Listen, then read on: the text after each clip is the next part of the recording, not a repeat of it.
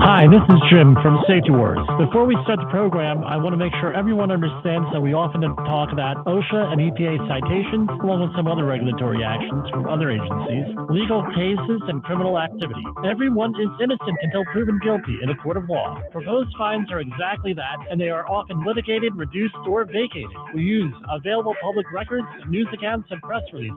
We cannot warranty or guarantee the details of any of the stories we share, since we are not directly involved with these stories, at least not most of the time. Enjoy the show.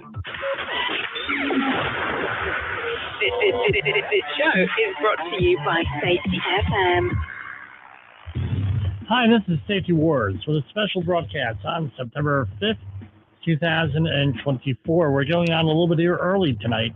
I cannot be on the regular scheduled time. I did not want to leave important information out there without sharing it with you. No, I'm always trying to build on the knowledge of one of our audience, and I want people to think about things. And if you want to disagree with me, please disagree with me. So yesterday there was, unfortunately, another school shooting here. And I have a solution that, not as a part of the solution. There's many different, we've had 215 school shootings this year in the United States. I think there are 215 different discrete situations with 215 different solutions. And everybody has an idea. I want to throw in my 2 cents here. And it's something that I have shared with some other safety people, and people look like, hey. And you call into radio shows, other radio shows are like, oh yeah, that's crazy, blah, blah, blah, blah, blah. But I think as safety professionals or concerned citizens, we have to start thinking a little bit outside the box here, because we have a lot of political division in this country. I don't see any end to it, unfortunately. So what are we talking about? This is from Max Matza from the BBC here. U.S. school shooting suspect, 14 questions about threats last year. So this is essentially what happened. And I'm not going to mention the alleged person's name here with this, but a boy is accused of killing 4 people at his high school in Georgia, and apparently he was well known to police. With this, according to the reports, I don't know if that's true or not true. So the suspect allegedly opened fire on Wednesday at Appalachia High School in the city of Widner, Georgia, killing 2 teachers and 2 pupils. Investigators say 8 students and 1 teacher were injured. He was charged with 4 counts of murder today. But this keeps coming up. And it's usually in the public schools and things with that. Very rarely do you hear about it happening in private schools, even though it does happen. But those don't seem the ones that like the ones that are publicized. And remember, we talked about on Tuesday the issue attention cycle, and where things get discombobulated with that. You want to check back with our Tuesday, September 3rd program. Now, some things I want to point out. I'm trying to put some clarity to this by stating facts. All right. Fact number 1, I don't think any anti-Second Amendment or gun control legislation is going to go through, at least with this Congress. And if it does, there's going to be a lot of litigation and debate, and people getting upset and everything else with this. So I don't think that's a realistic thing. Well, there is legislation that can be passed and proposed, and I want you to go and forward this video along to your congresspeople, senators, even your state representatives with this. OSHA has jurisdiction over private companies.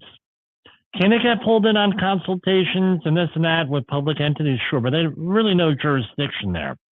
Even on the state level, where in New York you have New York PESH, you have in New Jersey POSHA, and you have some of the other things. Most of the time, these state agencies do not do a really intense job on regulating public employer workplaces. In a lot of states, some, there are varying numbers depending on who you talk to, because some of the states don't officially take over stuff from OSHA or don't officially pass laws. That would be a separate agency, but there are laws and it's a patchwork of laws. But essentially, in Georgia, there is no state OSHA officially, and there is, according to my research on the OSHA website, and there is no federal OSHA, has no jurisdiction over state entities. The other thing is that there is sovereign immunity to these city and state and all these other entities.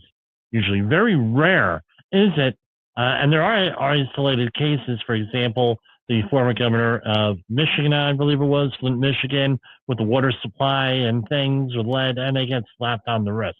I think it's time we need to start to having a discussion on protecting the workplace, school workplaces, public schools with OSHA. So you're going to say, well, Jimmy, that's crazy talk. OSHA isn't that big. Well, okay, we got to expand OSHA, increase funding, things of that nature. But more importantly, we have a thing in OSHA called the General Duty Clause, where you have to supply a safe and healthful workplace free of recognized hazards. And they have a whole scheme on how they enforce that. And if OSHA doesn't have a standard, then they come up with a 4-part test to issue citations. And you're going to say, well, what's that going to do? You protect the teachers, you protect the people at the school.